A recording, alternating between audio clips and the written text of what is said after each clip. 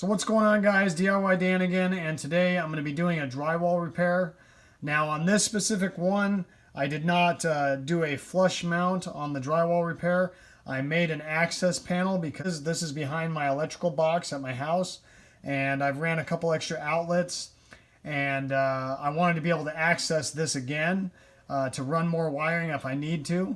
So I basically cut my drywall out, then took some baseboard, made a frame out of it, and made this removable on and off if I need to. The one that I'm going to show you in this video is actually putting it back to like original with the drywall in. There's an added video because I think it's hilarious about how this repair had to take place. So tune in for that. There's some added commentary, and let's get to it. Hold on, I gotta get my lunchbox real quick. You're good to go. No, hold on, wait. Don't forget the babe, what building?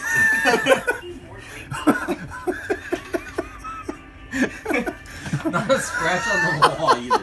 There's not a scratch on the wall, man. Jesus Christ. Holy building came out of nowhere.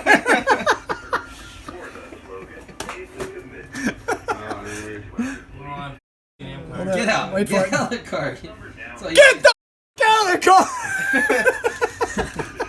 No, I why the police react the way they do, you know? What are you doing? My bad. My bad. Just woke up in the middle of siesta. What happened? Keep those.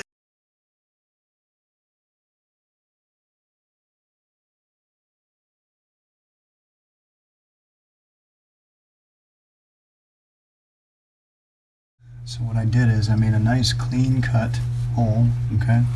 Did that with a razor knife. Alright, and I kept this piece of drywall.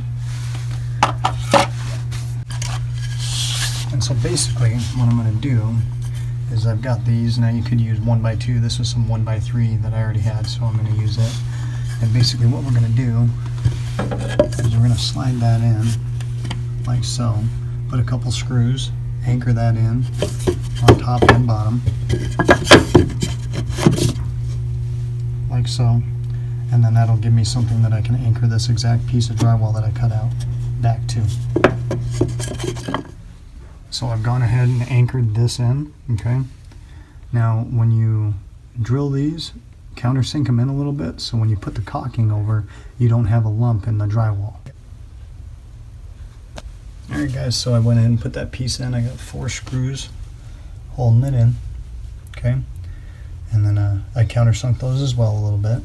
And then I just took some sandpaper and scuffed up my edge, made sure there was no high spots.